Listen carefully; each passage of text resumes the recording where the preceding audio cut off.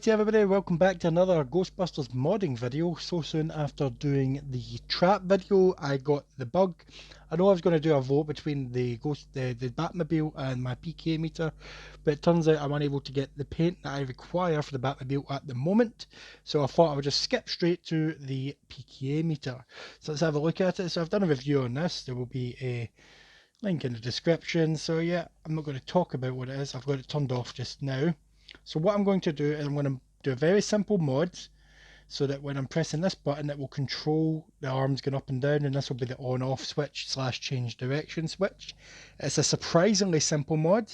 I wasn't going to do it until I looked it up. I get sent by Egon's step-by-step guide, and it's extremely simple. It just requires a little bit of soldering, like really easy soldering, so I'm going to do it. I'm also going to give it a paint job, make it maybe do some paint chipping to weather it up a bit. I'm also going to sand off all of this information because I don't need that. I'm also going to remove this and put a new backing on that's been provided by Egon. So let's just do a jump cut and get ready for this to be taken apart. Right, so I've got these baking trays at the pound shop after the incident of losing that little screen on the ghost trap, which I have now since replaced. I don't want to lose any pieces, so I've got these metal trays for dismantling, and I'm going to set pieces to the side here that I'm not working on, so they won't roll off, they won't fall off the table, fall behind things. My magnetic bowl actually even sticks to the tray, which is even better, so all the screws and stuff will go in there. So it's all going to, I'm trying to be a bit more organized. So first things first, let's turn this over. We've got our star screwdriver. Let's just get these screws removed. I will trim this down in the edit, but I'm just going to let it record while I talk about this. Now that's one screw in.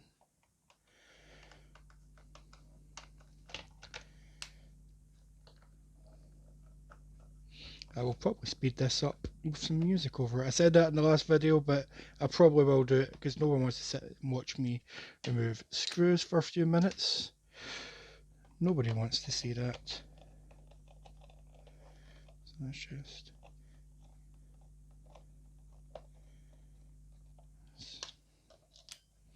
Yes, that magnetic bolt is brilliant. So they are just falling in, and I've hit the camera with my elbow. So I've just, at least these screws are coming out so much easier than the ghost trap. No, that one's not coming out. And I missed the bowl. How did I miss that bowl? So I've had a lot of positive feedback from the ghost trap video, so let me just...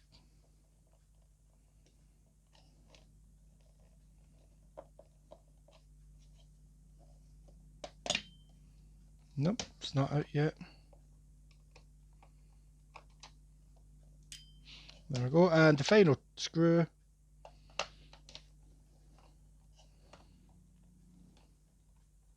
This is where we need to be careful, people. This is where I need to be careful. So I've read online, I've seen some videos that these are extremely, as these are quite cheap toy props, the insides are just as cheap as you would expect. So you need to be careful when taking them apart so you don't... Right, so we've got this apart, so I'm just going to move this to the side because I'm not dealing with this yet. We're going to be dealing with this back piece. So let me just do a jump cut so I've got everything where I need it. Right, so that's me move stuff. I'm not going to knock anything over, I'm not going to lose anything. But before we get continued, I just want to once again apologise for the bad continuity and lighting. I'm once again working with just a ring light. I still don't have any lights in my ceiling at the moment. Hopefully they will be replaced pretty soon, but in the meantime this is what I'm dealing with. I'm trying to use some natural light mixed with the ring light, mixed with a lamp in the background. It's not ideal, but it's literally the best I've got at the moment, and I don't want to stop making videos just because of that. So I'm not taking the battery thing off just now because it's not sealing the batteries. All I want to do is give that, although I will probably take this screw out when it comes time to painting, because I don't want that screw. Actually, no, yeah, I'll just keep the screw in there. Keep the screw in there. So I'm going to sand all that down, but we want to remove this because I want this to look a bit movie accurate. I've never liked that. I hate it. So that is literally just held in with a single screw. So let's just, okay, I'm just turning the bottom, so let me just change tactics. I'm left-handed, so this is going to be a bit awkward.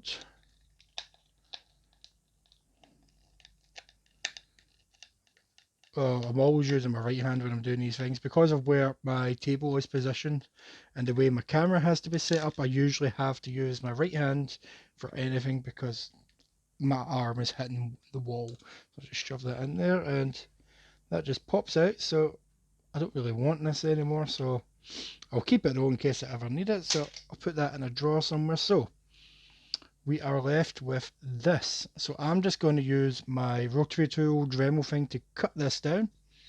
And I got this from Egon. Let me just show you. Not going to lose any pieces this time. Keeping it all in the bag. So this is a replacement back piece. Now once that's been dremeled away, that will pop in from behind and it will hopefully all blend in. So let me just do a jump cut to having this dremeled down because I don't want to film myself doing this because it's dangerous enough it is the way I do it. I want to be able to concentrate without worrying about filming. So back in a moment.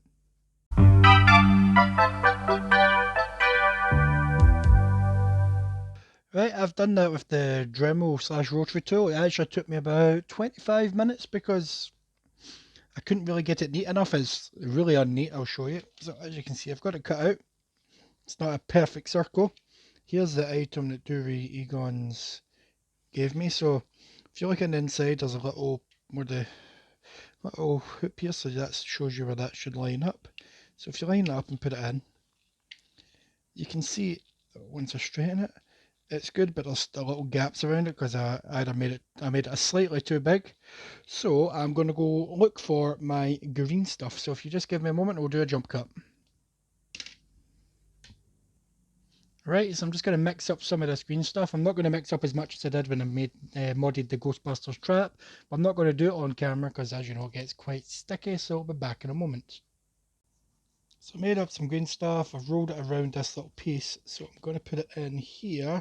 So I've got a rough idea what I'm wanting to do, so let me just line that up with up there and just straighten this up, squeeze it through.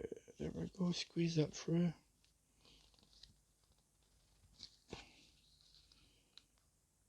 Hopefully this works, so it's squeezing it through. Kind of hoping it would fill in the gaps. That's why I left a little bit here loose for me to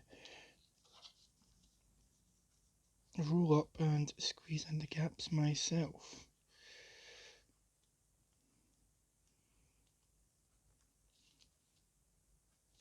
So what I'm going to do is once this dries, I'll just file it down so it all matches uniformly.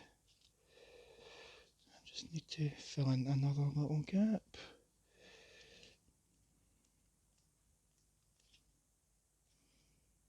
Yep, so that is looking good so far. It may look like a mess right now, but once it's dry, painted and well, sanded down, then painted, it will look fantastic.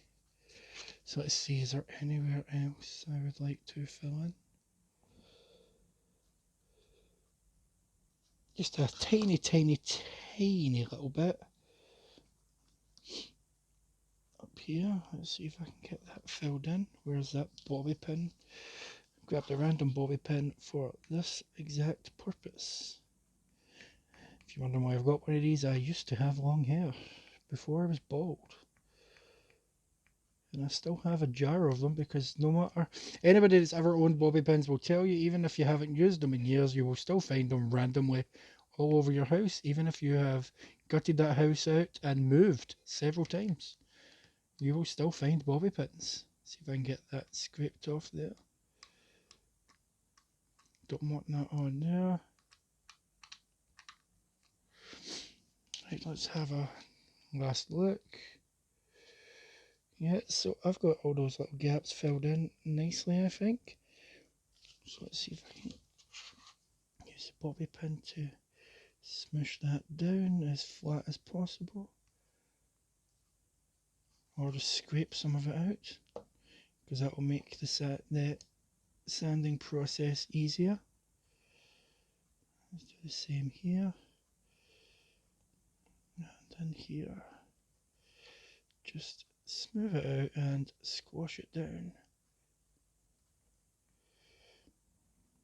That will make life so much easier once this is dried up. I just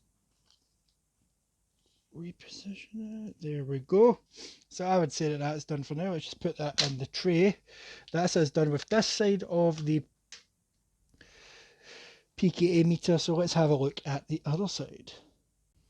Alright, so now we're at the other side of the PKE meter. What I should have done before doing any of this is remove my batteries. So let me just do that now. Just chuck them on the other tray with the other side of the PKE meter. This is why I wish. Oh, I pulled the cable. I pulled that cable. Sorry, peeps. There we go. I'll try not to do that again. Try not to do that again. Right, so we need to pull this little clip just so that we can get this panel off. So from videos I've seen online, it's pretty straightforward. So I don't want to take that off with the motor still attached. That's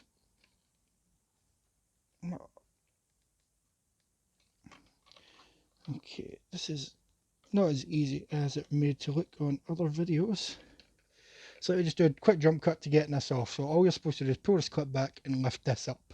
Back in a moment. Right, I've got it off, but as you can see, I've put the batteries back in. That's just so I can demonstrate what happens on the inside when this is operating. So this is the try me side here, and this is the main operation here. So when you click the main operation, this hits a little button up here to let the levers know to stop. Then there's another one here for that to hit to let it know to stop. So let me just get these batteries out and we can continue. Right, back in the magnetic bowl. So as I'm wanting to basically repaint this, I'm going to have to remove quite a lot of this, which I didn't think. So let me just see. I need to lift this out. So I know this motor comes out. Everything else is housed in something that I'm going to have to trim down by the looks of things, or maybe get a screwdriver in there. Let me just have a look and see if I can just, yeah, I can just pry that up. Can I pry this one up as well? Yeah, let's just pry these bad boys up. Let's get these pried up without damaging anything, so I don't have to do any unnecessary soldering that I wasn't planning on doing. There we go. So let's have a look underneath. So everything appears to be stuck down or glued down. See if I can get the light in there. There we go. So I'm just trying to figure out the best way to do this. So bear with me while I do a jump cut. I've got one part up, so that was just held on by 2 screws. This is just hot glued down, so I'll be able to remove that easy enough. And I think this is just screwed down with 1 screw. So I will have a quick look and see how to remove. Well, does this just lift out? No, it does not. Right, I'll be back once I've got everything out without damaging it.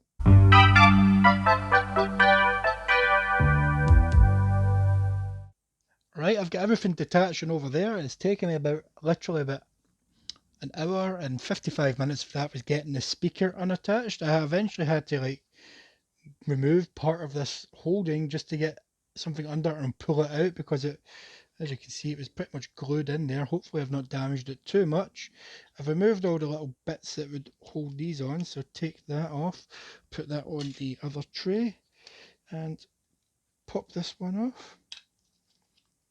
So set that down there. So this is the screen with the buttons, but Mr. Dooley Egon's,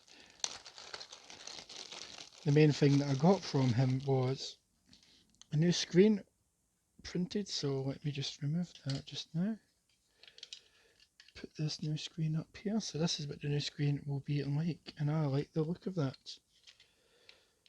So I just realised I've not removed these. Do they need removed? Yes, they do. I'll get them removed in a moment.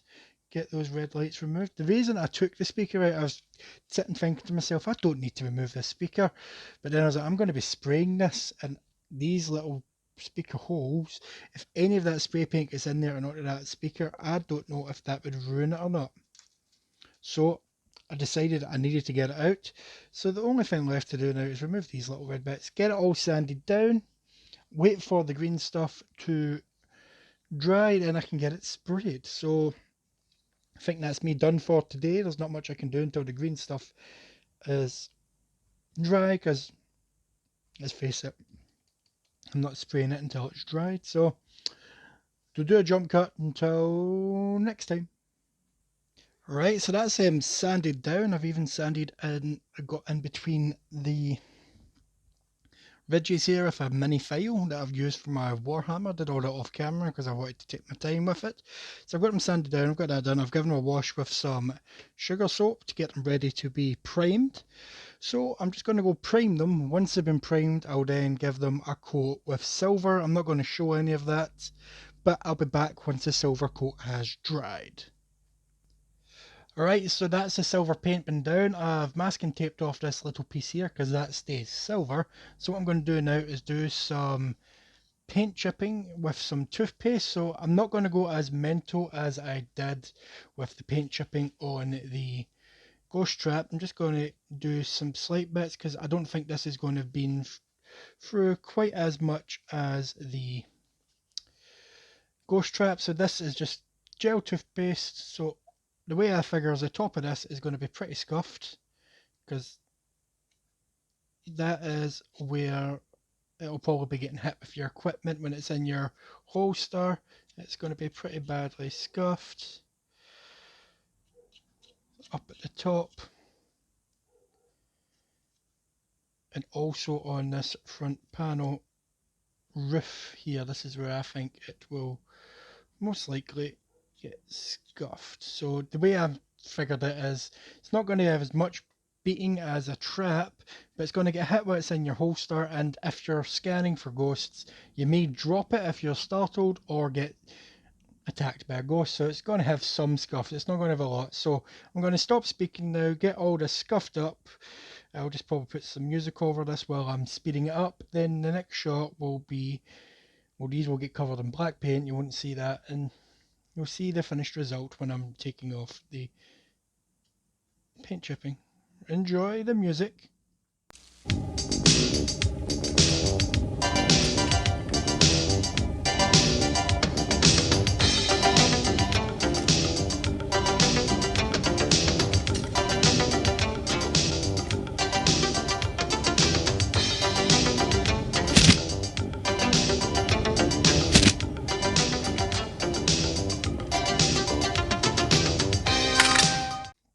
Yeah, so that's the black coat dried. I sprayed over that yesterday after doing the paint chipping with the toothpaste. It's turned out really, really well. So now we're going to wash off that paint chipping. If you've not seen my ghost trap mod, it's very simple. The last time I used a cloth to do this, but it left some fuzz on the ghost trap, which was quite annoying to get off. So I'm going to use a sponge. I got this wee silicone sponge out the pound shop. I wanted a normal sponge, but they didn't really have anything. So all we've got to do is give it a little soak, squeeze off any excess water, and literally that is it. I'm getting water everywhere, so we just take this and just give it a scrub. I was going to use a kitchen towel, But then I thought kitchen towels tend to fall apart really easily, especially when there's water involved. I've never found a really robust kitchen towel. I'm getting water everywhere, dripping all over me. So this is looking good. Getting a nice smell of toothpaste. Yeah, so that paint chipping is looking good. So bear with me, I'm not going to speak anymore. I'm most likely just going to scrub this and speed up the footage.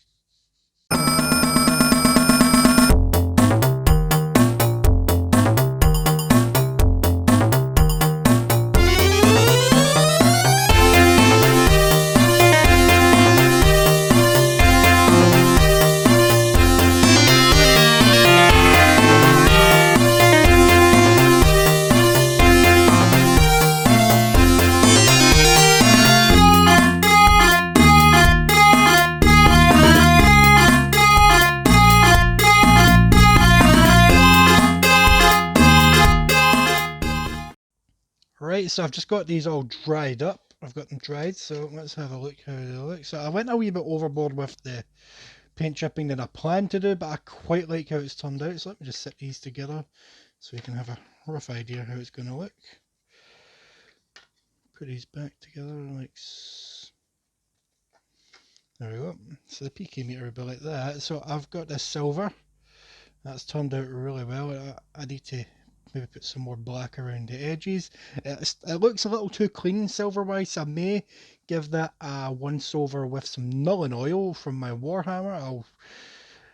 I'm not decided yet, but I do like how it looks at the minute. But if I think it looks too clean, I'll just give it a little wash with Nuln oil. It just makes it look a bit worn without anything. So what we're going to move on to next is, well, I'm going to have to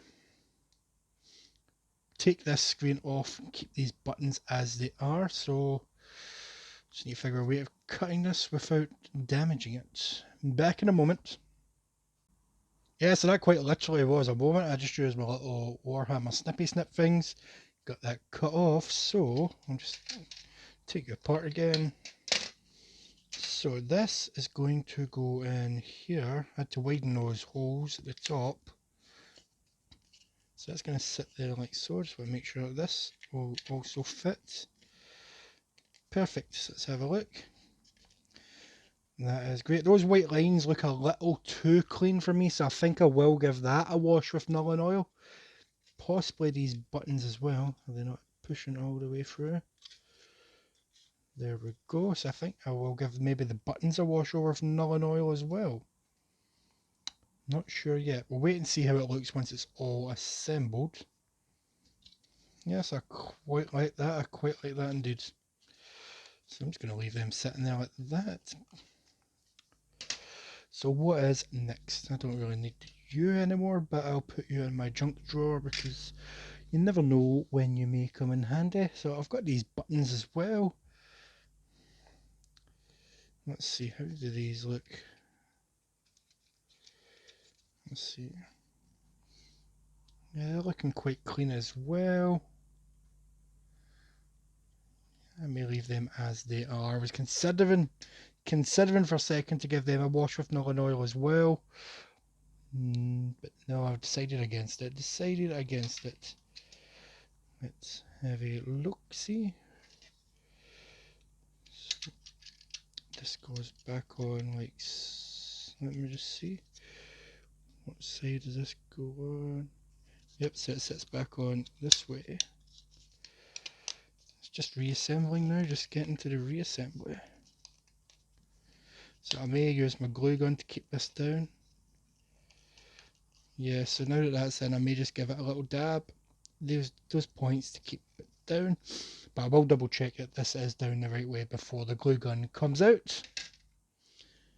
So yeah, what else do we need to put in? Yep, we've got our little red lights. Those need to go back in as well.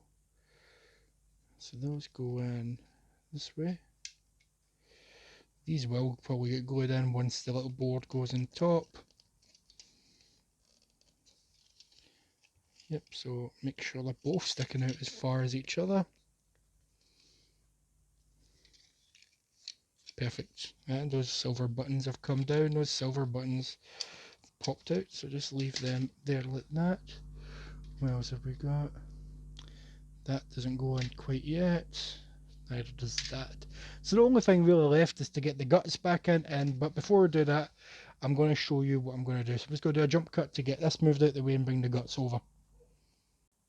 Sliding this over, I just remembered I've got little silver buttons here from PKE that is supposed to go in these slots, but I'll do that just before I reassemble, I think, because I'd like to do a little dry run before any glue is involved. So let me just put this back and I'll set this beside it to remind me. So, don't need you for a moment, don't need you. So, what I've done is, this is the button that was the try me button, I have removed it. So let me just turn this over the way it would be. Right, so what we want to do is take one of these motors wires. Let me just see if I can separate this a little. We're going to snip one of these wires, then where did I set that switch? There it is. And we're going to complete the circuit by reattaching both ends of the wire of the motor with this. So this will control the arms of the motor. So I'm not going to do this on camera, mainly because I am still very noobish when it comes to soldering. So I want full concentration. I don't want a camera on me, and I tend to burn myself and swear quite a lot. I'm not going to lie, I swear a lot when I'm doing this. So hopefully once we jump back, that is done. I've got the hiccups now.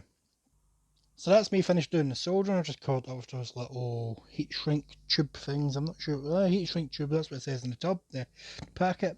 So what I'm going to do now is grab the shell of the PKE meter and attempt to reassemble it. So the next shot should be it all up and running. Wish me luck. I've got it reassembled. I've not looked at the front yet. All I did was reassemble face down, and hopefully it has worked out perfectly. So I did do a test before the back went on, but I didn't see the front. I was just testing by pressing the buttons on the inside. So let's have a look. So yeah, that looks great. It does look like it's a well used PKE meter. Perfect. So yeah, so that weathering on the back is disguised that pretty well, so you can get a good look at it. So up close you can tell that it's a new piece been put in, but by fold up weathering there, it kind of blends in nicely. So I'm really happy if this is how it's turned out. I am really happy with how it's turned out. So before, this would be the try me button. Excellent. So let's have a look. That screen looks great up there. As I said, I maybe put some non-oil there just to make it look less brand new, if that makes sense. Maybe a bit less brand new. So let's have a look and see. So this is to turn it on. So I can see some of that light is bleeding into there, so I may have to open this up and have a quick look at that, but I'll do that when the video's off. So the arms haven't moved. It is doing its thing. I'll wait till it's slowed down. But this button controls the arms up, but if you want to change direction, press that again. And that turns it off. Or you can turn it on and then turn it off. So yeah, I may do something about that light bleed, because that will annoy me. So yeah, so that was actually a pretty easy mod. So even if you don't want to paint it up, getting that arm modification is surprisingly easy. Surprisingly, this is much easier than doing my trap mod.